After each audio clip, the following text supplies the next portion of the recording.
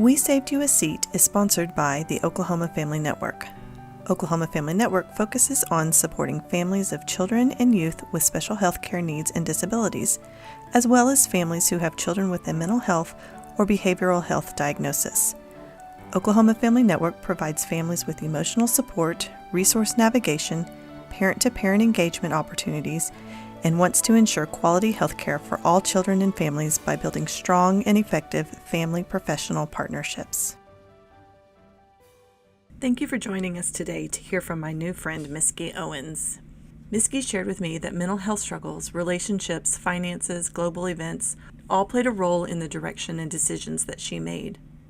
As she began new chapters of marriage and military service, 2 kids, deployment, divorce, relocation, 3 more kids, building a business, domestic violence, housing instability, PTSD, developmental disabilities, and trauma stacked upon trauma, she found herself fighting to survive. Today, you get to hear Meske in her own words. You'll get to meet her, and you'll get to meet her kids. You'll get to hear how some of the events in her life have challenged her and how she has overcome. Thank you for joining us. I thought we might start off by at least acknowledging that you and I we've never met. We've never met in person. Right. This is our first No. conversation to ever have, Yes. which is always fun. I love raw. I love just the ability to have a wonderful conversation, getting to know people. So thank you for joining us today in this opportunity. And then I wanted to find out and hear you share a little bit about how you learned about Oklahoma Family Network. I noticed in one of your bios or something you wrote that you met Anita Lena. And so I thought we'll start out by introducing you and how you learned about Oklahoma Family Network and Anita. So I don't really remember because I really was grasping for straws. I was drowning. I was looking for anything that could help me, any possible thing. I hadn't lived in Oklahoma City, for very long. And the time that I had been here, I was not free to walk around and meet people and do my own thing. I, had other situations in my life that prevented me from doing that. So I was very isolated. There's no family here. I didn't really know anybody. And my kids were not in school yet. So I didn't even have, teacher resources or the public schools resources. I was just trying to figure it out. So I don't really know. I had kind of been looking online, searching, and all these places are so connected, which is, I still find out all the time, like, you were, there and there. You're like, oh, you do both. So I don't know exactly how I met her, but she's the person who found me my therapist. When I found her, I basically told, like, I just need help. I don't know what I need. I don't know, but well, we need something. Like, whatever you can offer me, you can come to my house. Like, I will take them to you, whatever that looks like. We need something. We kind of went on for several months, just kind of, touching base. And she gave me some, helpful hints and who to talk to and who to call and that kind of stuff. And then one day she called me to check in, and she's so calm and so patient and just soothing. Her voice is just amazing. So, I mean, we talked on the phone and, and text message for a couple years. And she called me one day to check in, and she just listened to me talk and talk and say all the things. And then she goes, Misty, what are you doing for you? And it got me. What do you mean me? Like, what am I supposed to do for myself? I'm not in a position to help my own babies. And she saw that. She saw that. And that was, now looking back, that may be the first time ever, ever. I have 5 kids. That may be the first time ever that somebody realized, or at least brought it to my attention, that I had to do me first. I was getting the boys in all these therapies, trauma therapy, PCIT, all kinds of, Sooner Start was coming in. They were doing speech therapy, all the things. But when was I supposed to do something for me? like I had to be there with them at their appointments. People were coming to my house that, I had the other two that were running around. If I had one doing something with the therapist, like, wait, I have to sleep at least a couple hours a day, few if at best. And I was like, I don't have anybody. I mean, I don't do anything. I don't know. I don't even know what that looks like. I had never even thought about it really. And so that's kind of where my hunt for me began. And she actually was what I realized really quickly is this was like right after COVID. You couldn't get into anything. Everything had a year-long waiting list.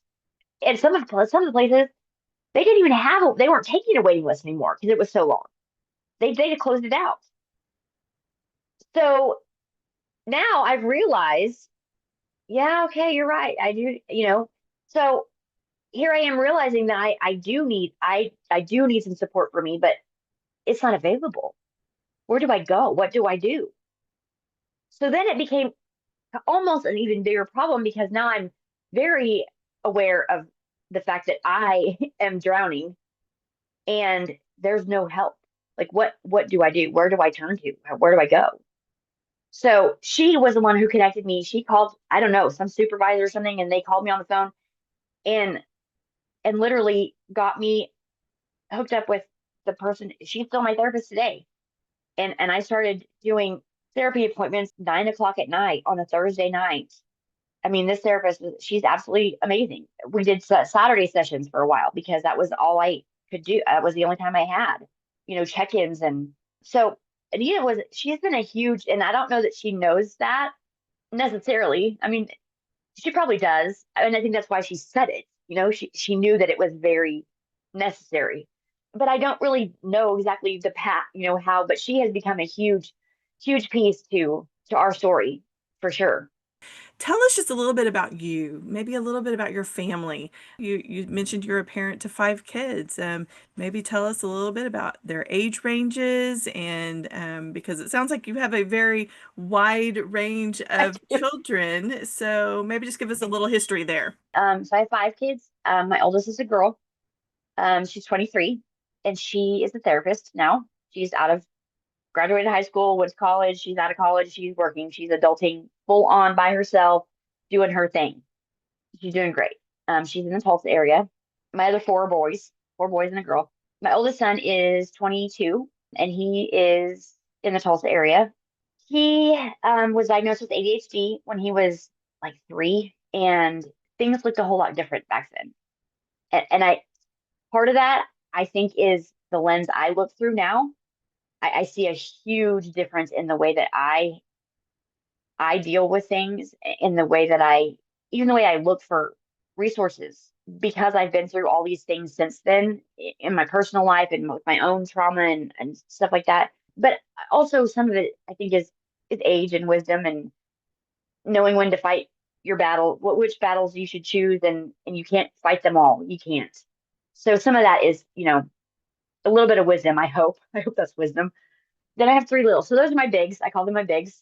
And they are excellent kids. They are, not perfect, but they're absolutely thriving and doing all the things and living on their own. And they're great. They're really great kids. My 3 littles are, well, right now they are 8, and 6, and they're not twins. I have Irish twins. So they were both born in 2017. They're 10 months apart. This year we just started first grade, second grade, and third grade. 2 of them are redheads. I should point that out because it's important to keep that in mind. We have a lot of anger stuff, and redheads are just kind of a breed of their own. And it's a thing. So I get that. And one of them has a developmental disability. He's on the spectrum.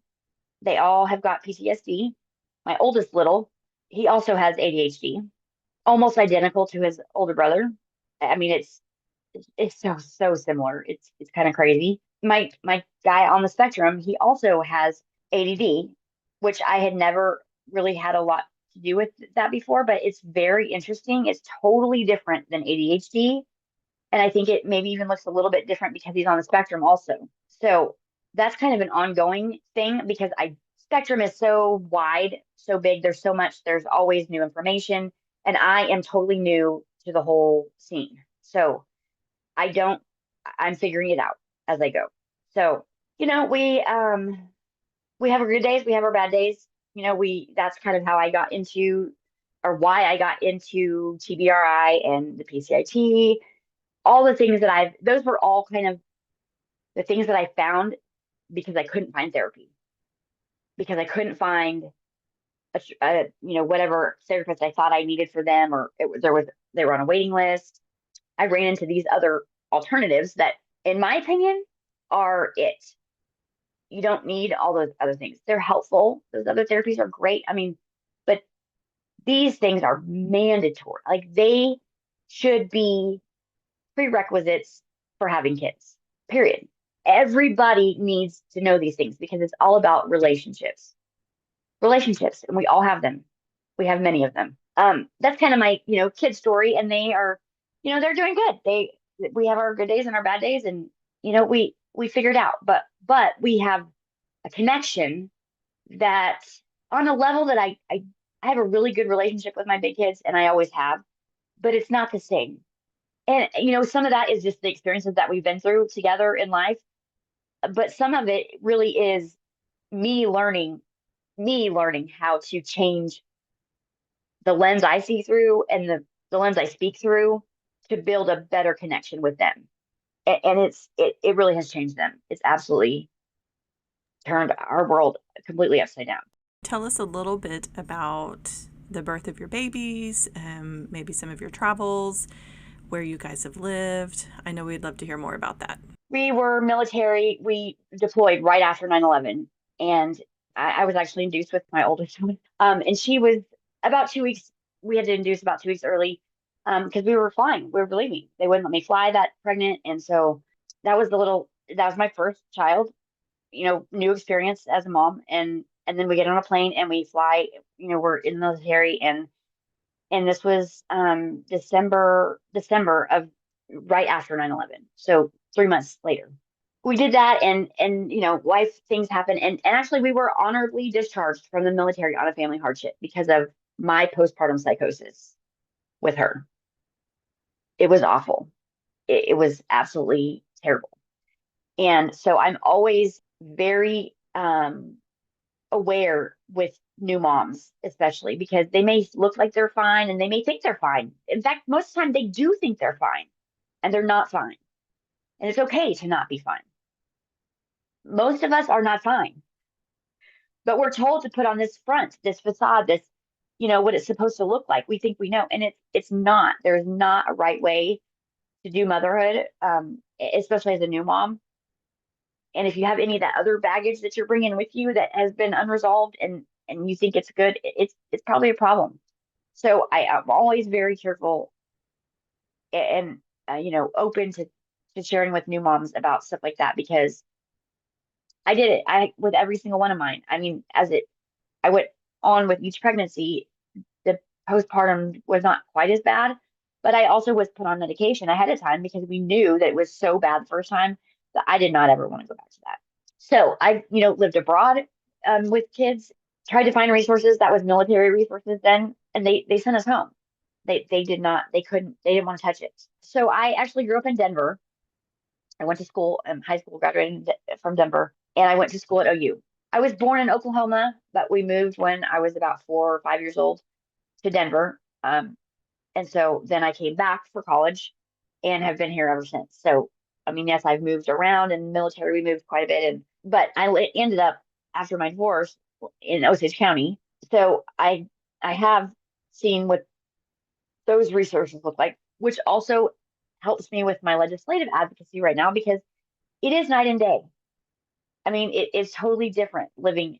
It's not that necessarily people think differently, but their lives are different. They run differently. It's very different. And you can't, it's not a cookie cutter that everybody just fits into the mold. So again, just another one of the things that happened to me. I've lived it. And so it helps me, be more real with people because I've been there. I was basically, in the Tulsa area, Osage County, whatever, when we moved to Oklahoma City. All three of my littles were born in the city. But like I said, they were so close together. I was having kids for 3 years basically, and then COVID hit. Right, my youngest is 6, and it was like he was right at the very end of it. We still, those last appointment, like his 1 year well check, we didn't go in. We didn't do it. They were still kind of at that, like, you can come in, but if you don't need to, you're not concerned or what, like, we probably would rather you not, just to be safe. And so that was kind of the tail end of that. So Yeah. yes, I've been in the city since well, for like 9 years now. My oldest little is 8.5. So a lot of my resources are from the metro area, but I do still have some from Tulsa. I was in Tulsa for a lot of years before that, so I have some from my big kids being little. Um, and then the rural, of course, is its own thing, its own situation for sure. I know that you've said that you describe yourself as an exception to the rule, and I would love for you to talk about what that means in the context of your story. What does that mean to you, so that others can understand you a little better? I always say I'm the exception to the rule. I don't fit in on anybody's box. I don't fit in the box in typical, I'm not a cookie cutter. I don't fit the mold. I mean, I guess what I really mean is that I shouldn't be sitting here healthy and functioning and a small business owner and an advocate and a with all these connections that I mean I shouldn't be here because the reality is that people with my background, and I do have a very diverse background. I mean I grew up in a fairly I don't know what I would call it. I mean we didn't hurt for anything. My parents were they provided. It was fine money wise, and we lived in a nice house in a nice area in Denver, and I went to the best school and all the things. That doesn't mean it was happy. That doesn't mean it was connected. That doesn't mean we had connections. But appearances wise, it's not stereotypical what you would think of later in life, some of the things that have happened to me and the things that I've been through.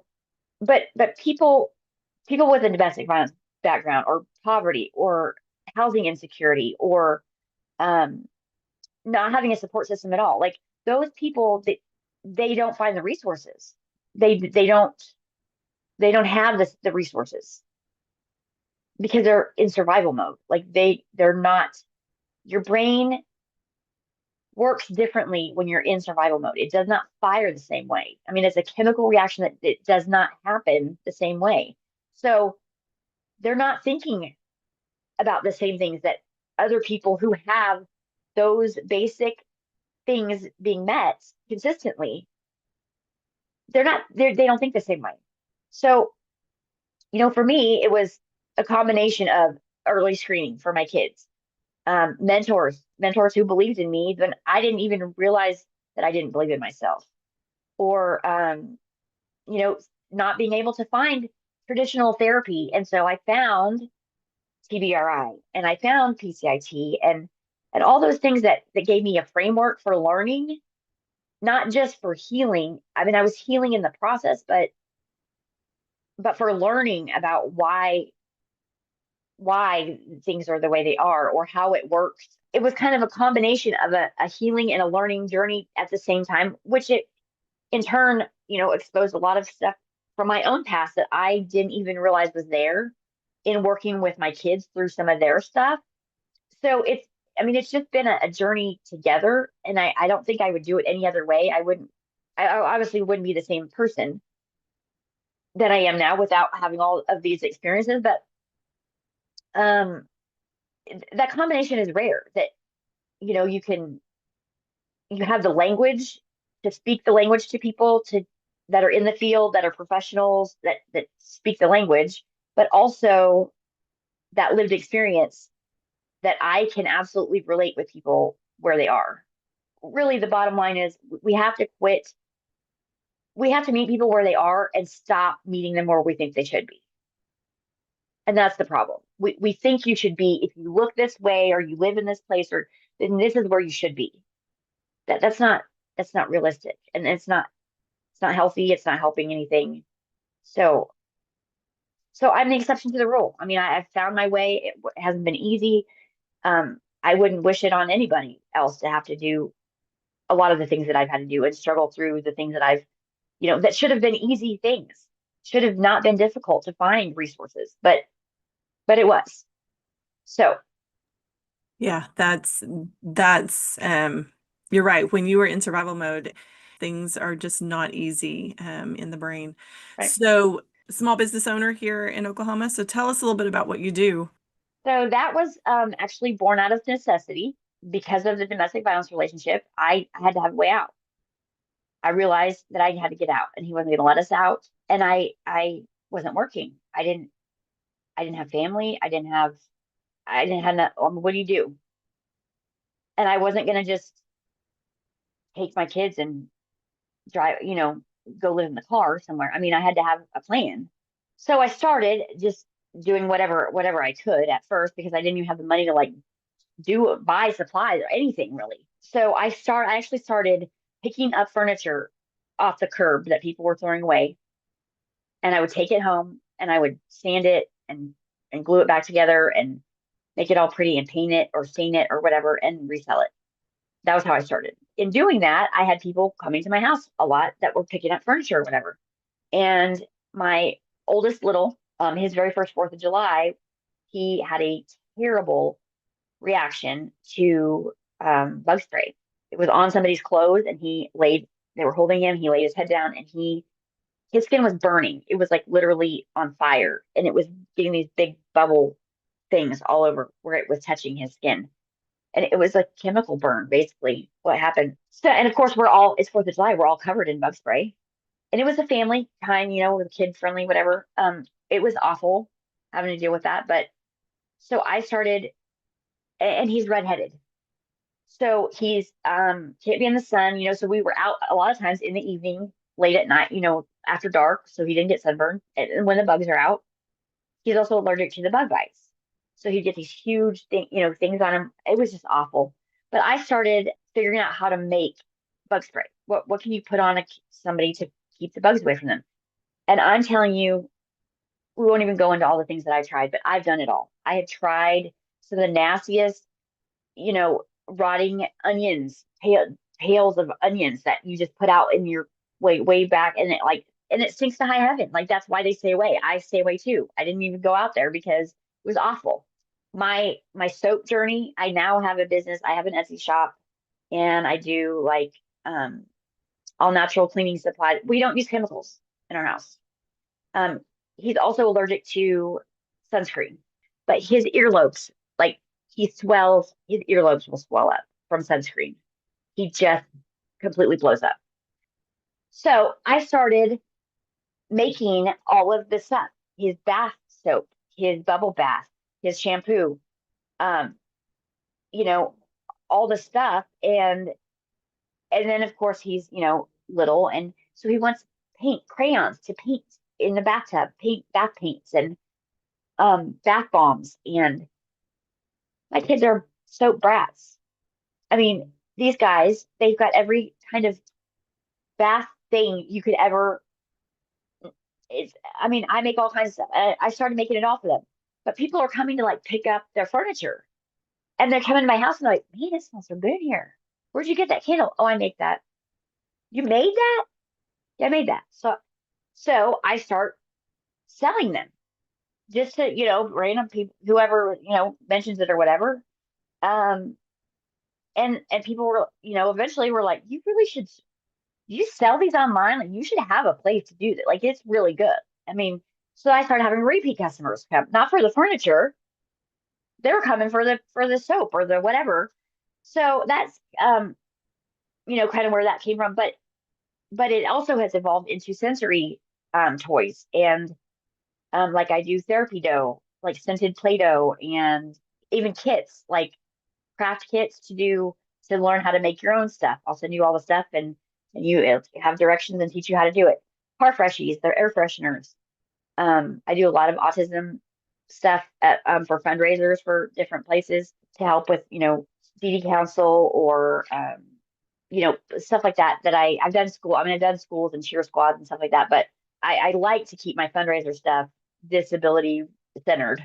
So it's just kind of, even my business has kind of grown and evolved with us as we've, got the autism diagnosis and some of the other things. it just it's what I'm already doing for me. I was already making the stuff, the bug spray, and somebody smelled it and was like, "Hey, I want some of that." I was making the cleaning stuff because if he's allergic to those chemicals, can't really do chemical testing. There's too many chemicals. So I was like, I guess we just can't use chemicals. So I was already making the stuff and doing all the stuff because I used it. It's what worked for us. And people tried it and liked it. And so I started selling it. We have sweet gumball trees in our yard, two of them. We sell them to the point that the boys have their own business selling these things. We have used this as I've used it as to teach them about business, about customer service, about math, about counting, about packaging, um, about responsibilities, priorities. We have to do our business to make money first before we go and play. All those things. It has been absolutely the most amazing experience. But people use these things. They're these little green spiny things. They're awful. A lot of people use them as weapons to throw them at people. They hurt a lot. Kids use them. I mean, they do. It's terrible. Um, so the dried ones, once they fall off the tree and they, are dried out, you can use them to keep snakes and slugs away from your house, from your property, keep them away from your plants, use them as mulch at the bottom of your plants and stuff, and they won't crawl over them because they hurt. It's hurtful. They hurt them. But we have so many of them. Two trees, it's ridiculous. But Wow. but originally the boys, they started off counting. I mean, I have to go out and I have to rake them down, get them down out of the tree, and then they run around and they pick them all up and they count them out. And they started painting the boxes like our colors. And so they would put like I got these little stampers. They would paint the dots on the box and make it all cute, and they love to do that. So you got a little art piece in the mail too, when we ordered a box of them. But so I mean we still and so it's a seasonal thing. It's only summertime. It's busy. It's very busy. Wow. That is so impressive. I mean, you have not only created a resource for yourself, financial resource, but you have taken that to a whole nother level with your kids and involving them in a business aspect. And Well, and I didn't really have a choice. I mean, it's just me. Like they're here. You know what I mean? Like after school or whatever, they're here. So I didn't have a choice. I didn't have grandma to send them off to, or can you go to cousin's house and play or whatever. Like they were here. So to get them, to keep them from, running away or tearing up the house or getting into, you know what I mean? I can't just leave them unattended. So you have to come outside with me. So it was just like, I mean, I don't know that it was necessarily, I didn't intend it to ever be that way, but it was by necessity. Like it's just the way it fit into my life, and they just happened to be at an age when they were learning how to count. I mean, this is our fourth year selling them now. So it's just kind of, again, it's evolved with us as we've grown and we've, figured out ways to do things and what to use the stuff for and how to do it. And it's just, another piece of what we do every day in the summertime anyway. Yeah. I love every part of that. Making the best out of what you've been Whatever you given. have. Mhm. Yeah. I mean, even when it's something bad, like I always was kind of angry at people that, want you to find the good. Well, you have to find the good. Sometimes it's not good. Sometimes there is really not good in things. That's just a reality. Like not because you made bad choices, not because of anything that under your control. It was just a bad situation. And it's okay to acknowledge that and say that it was bad. There was nothing good about this. But it's what you do after that. When you do have control, when you do have the power to do something different, you do what you can with what you have. But once you know better, you do better. And you do have the choice. You always have a choice. So tell us what is your Etsy shop? Chickwick, OKC. And I am, here in the city, Northwest Oklahoma City. Most of them, I mean, if you're local for sure, it's better because through Etsy, like you have to do shipping and all that. I mean, if you want to pay shipping, that's fine. But a lot of big people that are right here in town, I'll meet them somewhere or they come by and pick up stuff or whatever. I do a lot of my stuff is custom order. People just know that I make it, or they try something and they just call and say, hey, can you make me some of that? Thank you for listening in today and meeting Meske. More episodes will follow as she has a lot more to share about the incredible resources she's found and used. Thank you for listening to this episode of We Saved You a Seat. Oklahoma Family Network promotes family-centered care and provides tools so families can make informed decisions, advocate for improved services, build connections among families, and serve as a trusted resource in health care of children and young adults. If you would like to become a supporting family or get in touch with another family, please contact Oklahoma Family Network at oklahomafamilynetwork.org or by calling 405-271-5072.